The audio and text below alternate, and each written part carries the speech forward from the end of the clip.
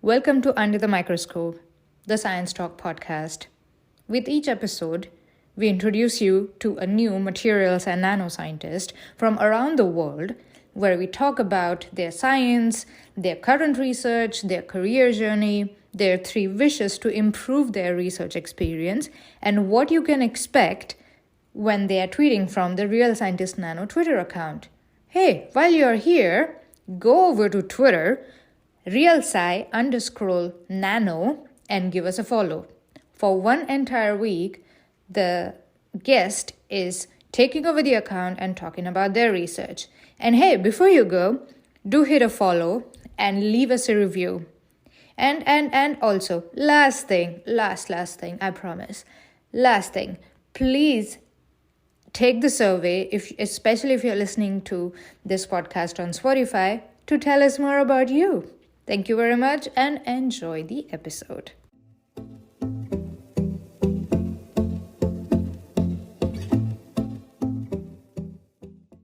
Hi everyone, my name is Pranoti. I'm your host of Under the Microscope, and today we have with us Steve Street, who is a postdoctoral research associate at the University of Victoria in Canada. So on the left side of Canada, close to the US border. So hi Steve, how are you?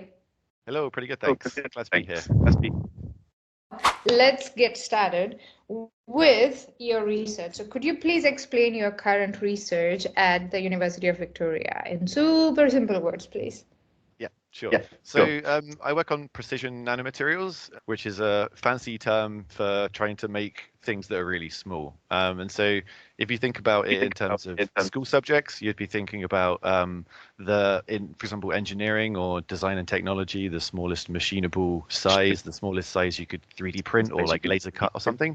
And then separately in science and in chemistry, you'd learn about the molecular world and like atoms and molecules and materials. And nanoscience is the space in between those two sizes. So it's about how you can make things that are too small to machine, but too big to be too big to control via molecules, basically, if that makes sense. And basically, like controlling the shape of stuff in that size regime is really hard because everything wants to be a sphere. So I work on making non-spherical nanomaterials, and the general point of it is we're trying to find out if changing the shape of a nanomaterial can affect its interactions and properties with the world and biology and for a variety of applications. Okay, all right. So when you say you make materials, so which size range are we talking about here? Are we talking about millimeter, micrometer, nanometer? What are we talking about?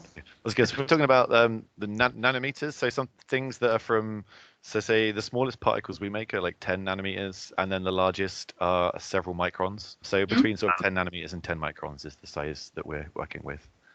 Okay. And is it, because I assume that if you want to make like shapes of, I don't know, a millimeter or let's centimeter, it's easy to make. They don't become spheres, right? Like everyday materials. Why do you say that the materials tend to be like, why is it so difficult? Yeah, it's a good question. And I think it's probably because under that scale, you can't physically manipulate things yourself. So you have to rely on fundamental physics of how like molecules and like materials interact with each other. And like as far as I'm aware, a sphere is the lowest volume shape. So naturally things want to minimize their volume and their interactions with things that aren't themselves. And so that leads them to make spheres. Okay, that's the lowest energy state, and the material for molecules or atoms, they try to go to the lowest energy state, which is spherical, and that's why. Okay, so what kind of shapes do you make? Do you make like pyramids or? Yeah, that's a good question. So I primarily make nanofibers, so things that are quite thin and short. So they have a small cross section, but they're very, very long in one dimension. So we call these one-dimensional materials because that we talk about just like one dimension is a lot bigger than the others. But like our group can make a variety of stuff. So we can also make 2-dimensional platelets, which are just like a sheet of paper kind of, but on the nanoscale. So they have like are big in 2 dimensions, but then still really, really like thin. And then there's like not as much research on it, but we're working on 3-dimensional materials as well. So getting the fibers or the platelets to stack together into sort of like arrays and these sorts of things. But there's not too much research on that, but like people have done some work on it. Okay, So you mainly work on these, can we call them filler or needle, or what can we call them? Nanofibers is what we normally call them. Like, yeah. In real life, like in common people language, what can we call it? Can we call it like hair? Yeah, like sticks is what I normally say. Sticks, yeah. And why do you make them? Two questions. Which material are these sticks, nano sticks, made out of? And why do you make sticks? Why don't you make cylinders, for example? Tell me. Yeah, that's a good question. So we work with polymers. So we work with what we call block copolymers. So polymers are like long chains of big molecules that are made up of lots of repeat units of the same thing. And if you have one polymer chain that has two different what we call blocks, so two different types of molecule that make it up, you can get it to go through a process which is known as self-assembly, which is a bottom-up way of producing nanomaterials. There's two ways of making them. There's like the top-down approach, which is to use something like lithography or to like engineer things really smaller and smaller and smaller. And then there's the chemistry way, which is to build molecules bigger and bigger and bigger. And so self-assembly is this process where molecules will organize themselves into the lowest energy state, and you can control like the properties of that. And there's one interesting thing about people that work in nanomaterials and different like shapes is that everybody uses an analogy with something from the real world. So, for example, like fibers, hairs, sticks, cylinders. And sometimes people use different words, and sometimes there are like subtle differences between them. So the difference between a cylinder and a stick in my mind would be the cross section. So the cross section of a cylinder would be round, and then the cross section of like a fiber or a nanofiber would be like rectangular and that would be down to the chemistry of the polymers you're working with and how they like to assemble. Okay. So what you mentioned, top down, that is something that happens, for example, in semiconductor industry with lithography and all of that. But in real life, if you want to take an example, is if you want to build a building, so top down would mean that you start from the top floor, or not even, you start from like the roof and above that, and then you make it like smaller and smaller, and then you cut it from different sides. So that's like the top down, and bottom up is the foundations, and then first floor, like ground floor, first floor, second floor. That's so what you do is more of the bottom up, which is the ground floor, first floor, second floor, right? Yeah.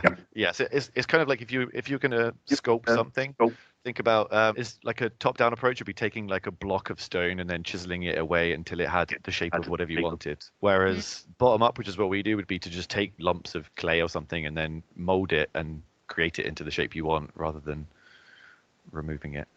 Right.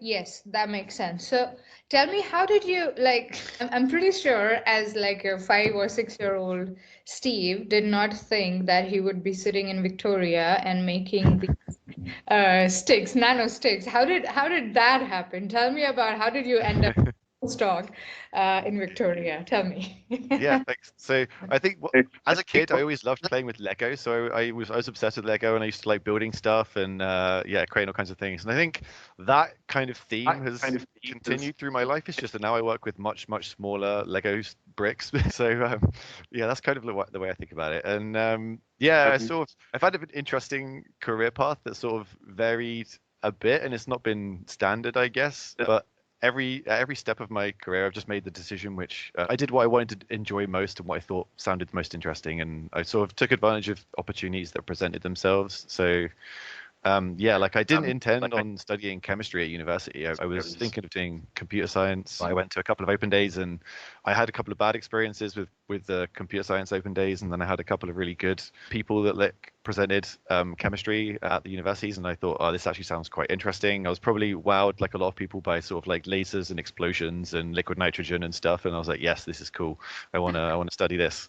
And then afterwards, I worked in industry for a bit after my chemistry degree, because at the time I just was looking for all opportunities, and I won an award for being the most improved chemistry student at my undergraduate, and the company that provided that award were the company that they offered me a job afterwards, basically, and I was like, this seems like a good opportunity. So yeah, Wait, so working. you had what? Most improved. What does that Yeah, mean? That you started with grade 0 and then you went, like, you improved over the course of your undergrad? What does that yeah, mean? that's basically what it means. It means someone who had lower grades at the start of their degree and then had better grades at the end. So I think my average every year went up. So I think I started at like 60%, and then in my first year, and then had maybe like 65 in my second year, and in my third year I got like 69.5%. I worked out my average was like 69.5% or whatever it was. It was the highest grade you could get without getting a first, basically. And so I did the maths for like my final year and worked out that if I got like 74%, in my final year I would get a first. So then I was like, okay, I'm committed to doing this in my final year. And so like in my final year I got like 84% or something. So I tried a lot harder in my final year, and yeah, so like I Oh won an my award for God, this is so cool. I love the idea. Sorry for interrupting, but I want to take the moment to acknowledge, or rather mention, that I love the idea of most improved student, because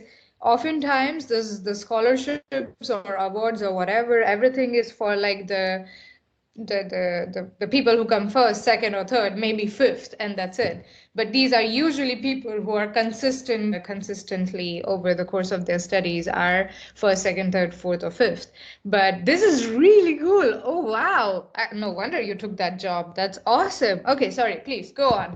Yeah, so yeah, it was a really good idea, and I think people that like that normally have the most interesting journeys, I guess, because they've had to overcome obstacles and yeah, shown improvement. And whereas if you're always in the front and always best, then you haven't had to overcome as many obstacles, I guess, or yeah. So I worked in this industry job for about a year or so. And it was in agrochem. It was like a contract-based agrochemical company. So my job was literally like weighing soil out and then working out what pesticides were in it. So measuring the amount of different pesticides and stuff. And we got to work with quite a lot of different things. So it was kind of interesting, but then also it didn't really challenge me as much as I wanted. And so then I thought about doing a PhD, and yeah, I was lucky to get into the Bristol Chemical Synthesis Centre for Doctoral Training, which was like an amazing opportunity. And so yeah, for people that don't know about them, in the UK they have these things called CDTs, which are centres that specialise in training PhD students in areas that are important for like the economy or whatever. So they pick one particular area, and then it's great as a student because you get to choose the project you want to work on. So there's lots of academics that work with the centre, and you do a few rotations in each lab, and then you get to pick from I think we had about like 30 projects that we could choose from, and we got to choose what PhD project we wanted. So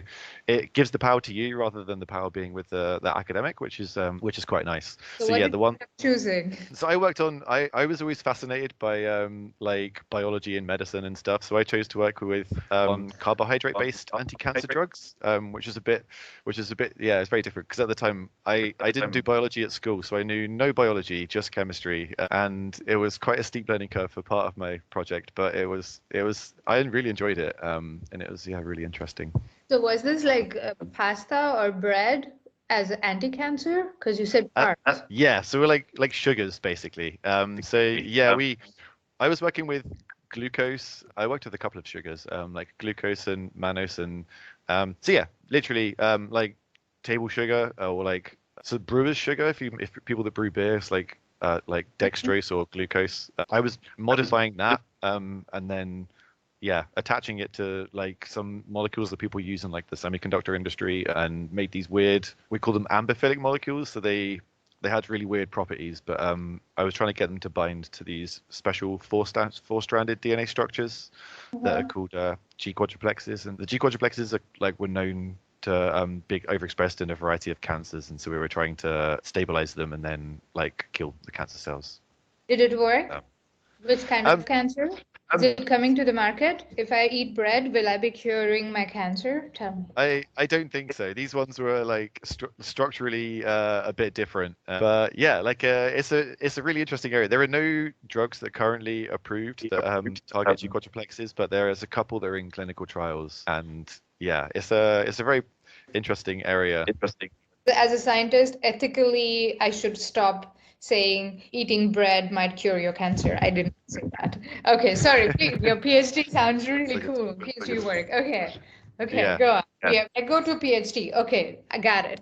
Yeah. So so as part of that, I was trained as like a synthetic chemist. So I did rotations in inorganic chemistry and like supramolecular chemistry and organic chemistry and like carbohydrate chemistry is like organic chemistry.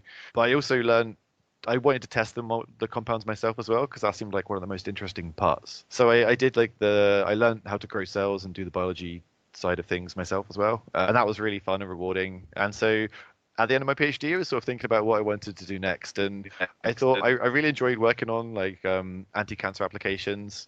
But I thought like the compounds I was making, they were a long way away from being like approved and like actually solving the problems they were aiming to treat. And so I was thinking about other ways that what do I think is most promising for treating cancer and diseases like that. And then at the time, I was really interested in like CRISPR and nucleic acid medicines and mRNA and stuff like that.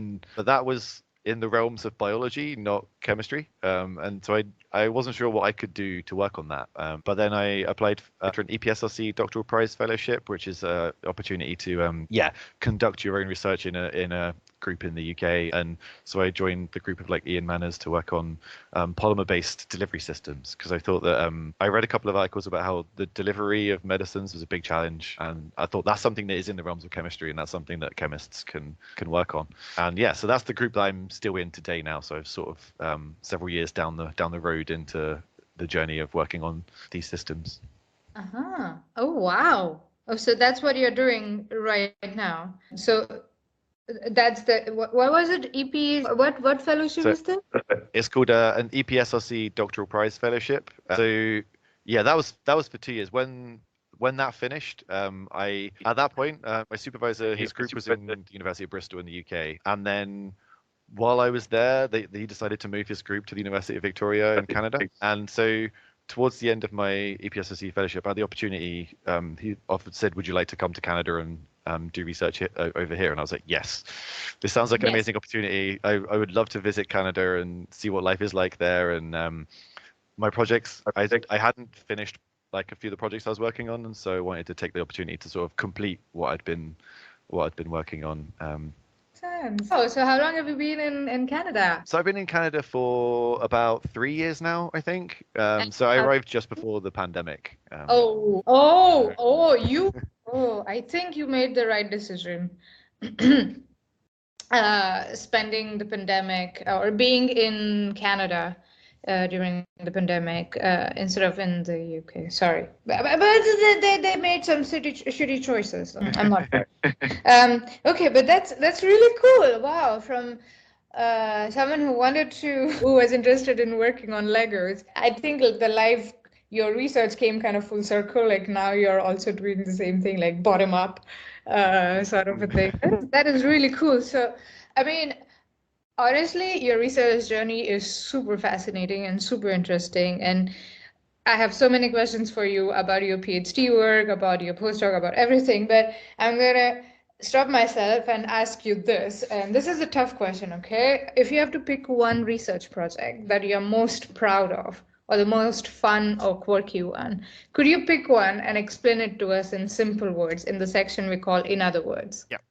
So I think I would pick I told you that I worked on like tiny sticks as we call them, and the area that I'm most interested in applying them to is nanomedicine. So we want to try and use them as tiny delivery systems to deliver medicine inside the body, which is a big challenge because getting medicines to the right location is quite hard. And that's for example one of the reasons why like brain cancer is much harder to treat than if you had, say, a blood cancer or liver cancer or something like that. It's much harder to get medicines into the brain to treat the disease.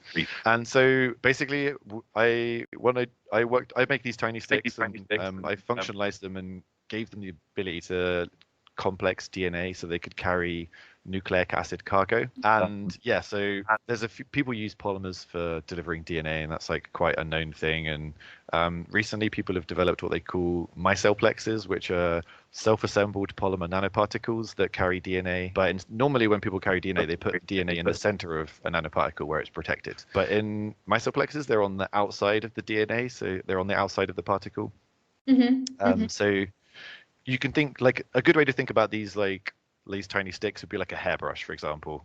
So you've got like the backbone of the hairbrush is like the core of the nanofiber or the particle, and the bristles are the corona, or what we call the outside part, which is what makes it dissolve in water and what makes it self-assemble. And what I developed was these particles that can bind like DNA sequences to the outside. So it's kind of like hair getting stuck in the hairbrush. It's like that, except on a nanoscale, and it can deliver the hair as a medicine rather than just hair.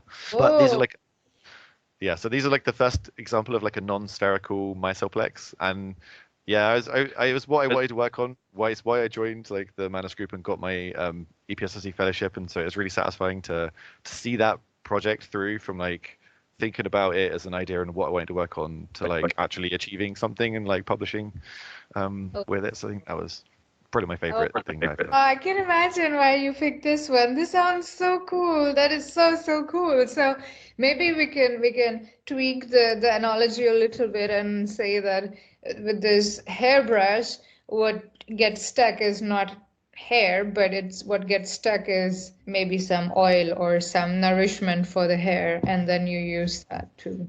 I mean, you're not the hair, but. Yeah, well, that sounds so cool. And what were these sticks made out of? This block polymer that you mentioned earlier? Yeah, it's a block copolymer. So the process by which we make these particles, these like sticks, is called crystallization driven self-assembly, which is quite a complicated sentence. But what it literally means is that there are different driving forces for making the polymers come together into like a nanoparticle.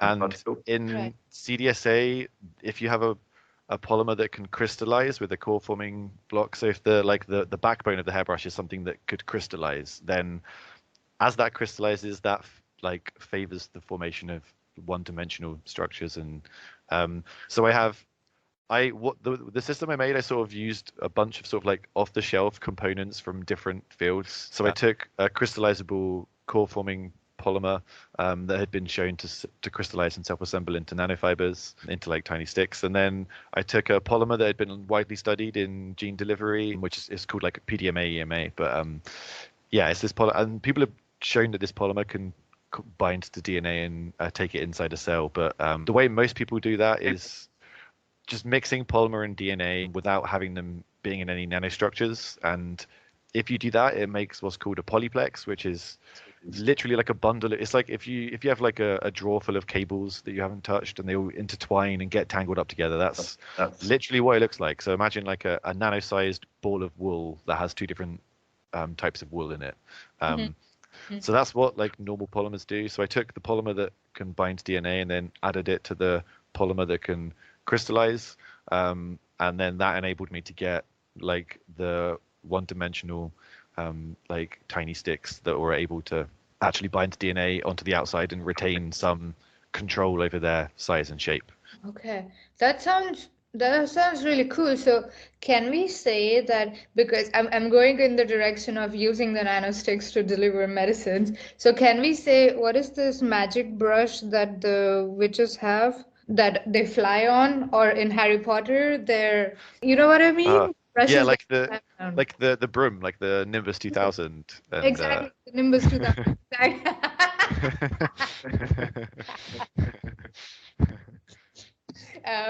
But in this case, in your case, it's like the witches are actually gonna cure your cancer potentially, or they're gonna cure any. Is it only for cancer or any drug delivery?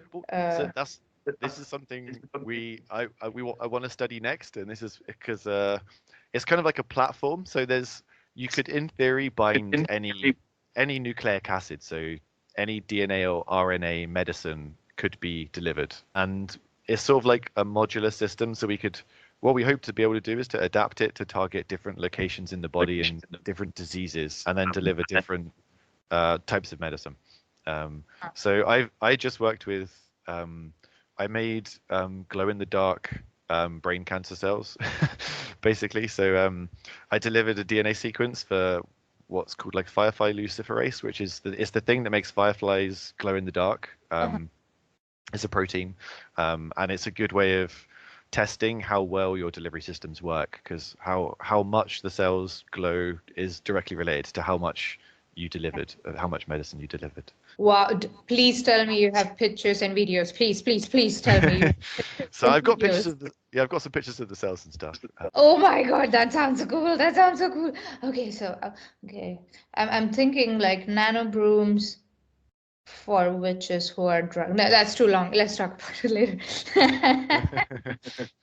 Okay, so Steve, what is clear to me is that you love the research aspect of being a scientist. I mean, that was one of the reasons why you chose chemistry over computer science. Because there is no liquid nitrogen in computer science. There is nothing, no chemicals really like happening there. So, but what else do you like? Especially because you're a postdoc, so you're not a student anymore. So what else do you like about being a scientist? I think primarily the freedom, and this like has a number of benefits. So one of them is that I'm pushed to the limits of what I can achieve. There's the only limit to what I do is like what my own brain is capable of, which is, I think it's very rare for a job to push your brain to the limits of what it can do. So like every day my brain gets a really good like mental workout, and I think that's something that is not as present in other careers. I think it's something that scientists are quite lucky. I like the freedom to choose your own research directions, and you get to pick any area and something that you find fascinating and work on it. So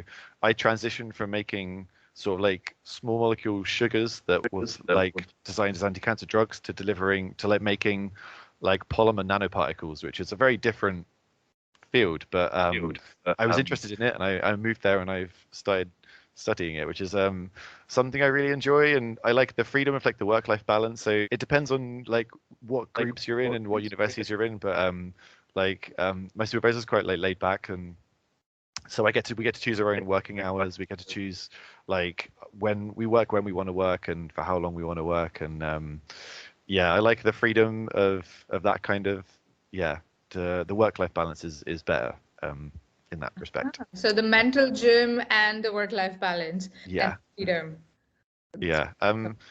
I also really like meeting people as a scientist, you get to meet people from all walks of life and every place imaginable. And I really enjoy meeting other people that have lived very different lives to yourself, and talking to them and seeing science is like a utopia in that sort of way. You have like people from all over the world coming together to like advance humanity in some way, which is one of the things I think is like really cool.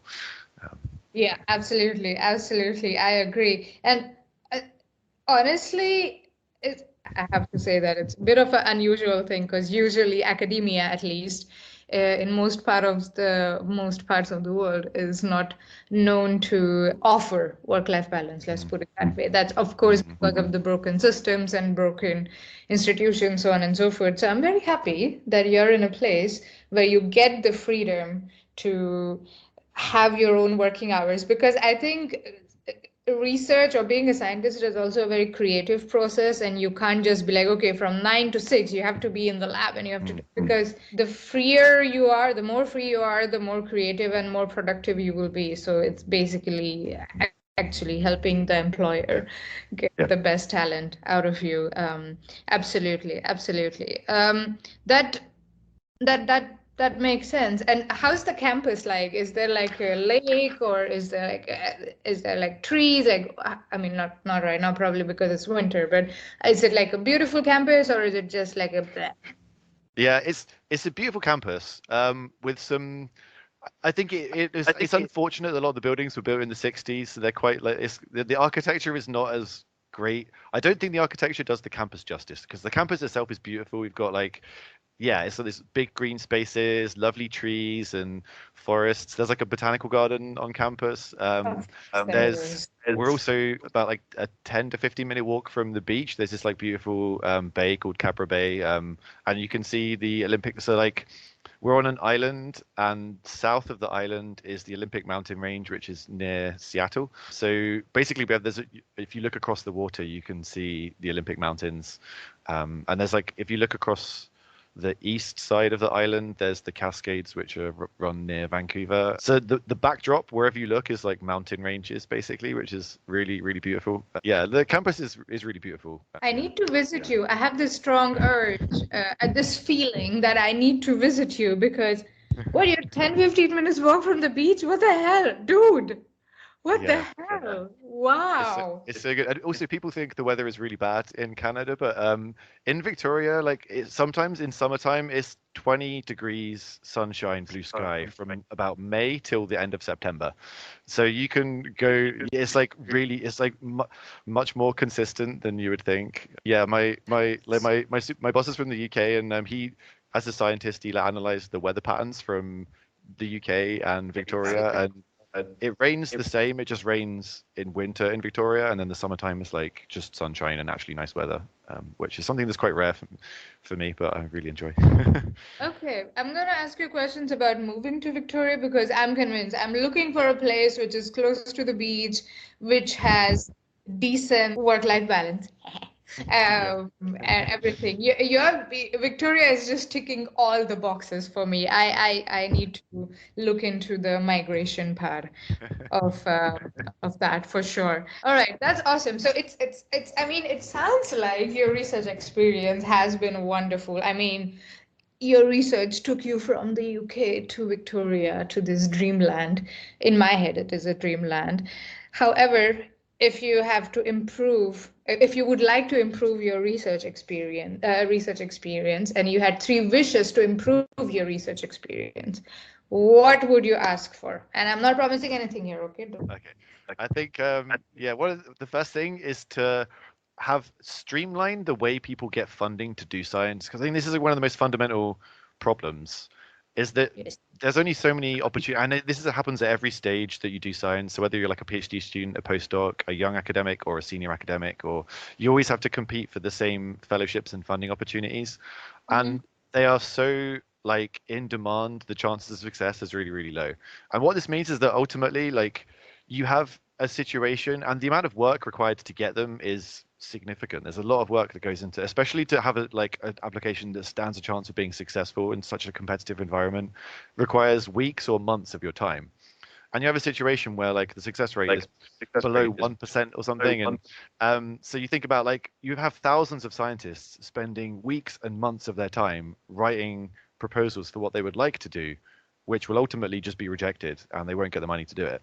And that's just so wasteful, because they also have to pay, or they have to find scientists to review the grant applications as well. So it's just a monumental waste of time and money. And you think about what those thousands of scientists could do with several months of time if they didn't spend it like wasting it writing applications. So I think that's one area. And I think I read something a while ago about, I think it was like in Australia, they did a study and they found out that the amount of it cost more money to administer the like Australian grant system than the money they were giving out. So like there was actually like, it would have been better for them to just give the money out randomly to people or whatever, because they would have had more money, the taxpayers would have had more money left in the bank afterwards, which is like a pretty crazy situation. So I think that's one thing I would definitely like to change. Better funding system, research grants and funding system. Yeah, definitely. Okay, 2 more, go. And then the second one is, I think, a better. This is sort of. It doesn't immediately sound like it's related to research, but I think it is, and it's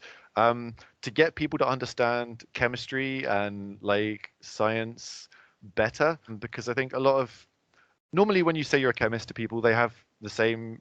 There's a couple of reactions that you get, and the first one is just a look of confusion and then like visible pain on their face, and then they just say, "Oh, I was never any good at chemistry," or like, "Oh, I didn't like chemistry at school," or something, and like they just glaze over as they relive the horrors of like their like high school or secondary school like science, but it's a really important discipline that has like there's lots of problems the world faces today that are in the realms of chemistry that need to be solved, and it impacts people that study chemistry further. So I think it's kind of misunderstood, and that's why people don't study it more, which impacts, for example, because they don't study it as an undergraduate, they don't study it for a PhD, which means that they don't go on to be a postdoc, they don't go on to become like a faculty. And I think it means that sort of like chemistry is lacking a diversity of people that have been turned away from science. So I think it would be nice to correct that and have the public understand chemistry a bit better, and have a more diverse representative group of people doing science. I think that'd be number 2. Yeah, absolutely. Yeah, that makes sense. Did Breaking Bad help? What do you think? So I think it did, because honestly, it made chemistry seem cool, and people now they appreciate it a lot more. So I think it did. It is good. It's good. The side effect is that everybody thinks now as chemists we're like in the desert in a Winnebago, like cooking crystal meth or something. So that's Isn't that what you're doing on all those ferry rides that you go on? Like so many ferry rides. Yeah. All right, that's a fair wish. Yeah, that's number 2. Last one. Be wise. Okay. And the last one is that I would like a better quality of life for scientists in academia. So academia normally has less money than, for example, industry and other business and especially other industries. So this means that you look at your friends and that are doing other things. Like they might have, for example, I consider computer science. They might have actually gone on to study computer science, and they have things like private healthcare. Like their work is like a nice building that's modern. They have like spaces to relax and socialize. They have complimentary tea and coffee and drinks and like snacks, and like they might have a gym membership included in their like work, and like all these kinds of things are missing in academia. Academia is sort of like a building that was built in the 60s with like equipment that varies depending on exactly where you're studying it, and there's not normally any of these sort of like nice to haves. So I think it would be nice if academia was more like a Silicon Valley tech startup or something, where there was like cool stuff happening that made like your life at work more enjoyable. Yeah, that makes sense. Yeah, that makes sense. I mean, you did mention that you do have work-life balance, but it is nothing compared to a job at corporate. It is amazing compared to other academia jobs or other situations, whatever, but it's nothing compared to a Silicon Valley startup. So I totally am with you. Like you put it exactly, like perfectly, like built in the 60s, maybe some equipment here or there, and but yeah, it would definitely I think it's important to make research in academia more lucrative, so that also to attract more bright minds. I mean, duh. Yeah. I agree. But hey, all 3 of your wishes, at least the second one, which is that people understand chemistry better, you are already doing that. You are part of this. You are taking over the Real Scientist Nano Twitter account, and you are on the podcast. And I hope even if it inspires one person to be like, oh yeah, chemistry is actually really cool, and next time I'm gonna maybe pursue chemistry or encourage someone else to pursue chemistry, I think our job is done. And yeah, with number 1, like with the research funding process, I mean, all I can say is that I'm glad we have people like you who have identified, who are not denying that things need to change, who are not in denial, but you are in the process. Let's put it like you're thinking about it. You're actively. You don't have answers right now, but first step towards solving a problem is to acknowledge that there is a problem. So I think next time when you're on the podcast, hopefully things are slightly better. So let's go from 1% to 2%, or well, fuck it, let's go to 50%.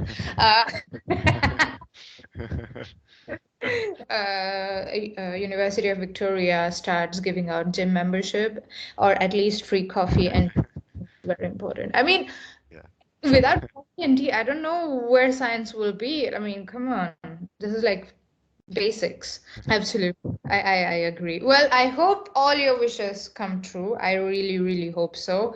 And this has been wonderful, Steve. But before I let you go, what can the followers expect when you're taking over the Real Scientist Nano Twitter account? Okay, that's a good question. So I think I want to sort of introduce myself and the decisions I made to get me to where I am today, to hopefully help people with their own, whatever stage of their own careers and decisions they're making are at. They can hopefully get a diversity of like experiences from other people. I want to sort of introduce my research area more generally and why it's important, like why we should care about nanomaterials and the challenge where the field is at, like the challenges and the opportunities in nanomedicine and with nanomaterials, and then talk about like my own research bit and sort of how that hopefully fits into the addressing the challenges and trying to optimize the opportunities that are available. And then I was thinking about doing maybe like a question and answer session towards the end where people could sort of like ask any questions that they wanted, and then I could, give them like an honest answer. Yeah, and then maybe just sort of some future, what do I think the future holds for like myself and for the field and that sort of thing. Okay, and a nice mixture of beach pictures and campus pictures and attracting more tourists to Victoria and the fair pictures and all of that as well, I hope. Yeah, definitely. I'm definitely going to weave in some photos of Victoria, British Columbia, and my day-to-day life as we go throughout the week. Okay, perfect. That sounds great. Thank you very much, Steve. This has been wonderful and really excited and looking forward to having you on Real Scientist Nano. Thank you for speaking with me. Awesome. Thanks for having me.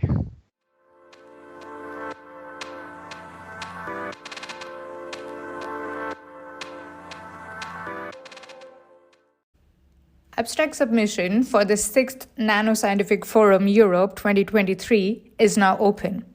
Join this European SPM meeting and be part of exciting talks from the nanoresearch field, practical hands-on sessions, and a thrilling social program in Barcelona's Flair, hosted by ICFO, Barcelona, Spain.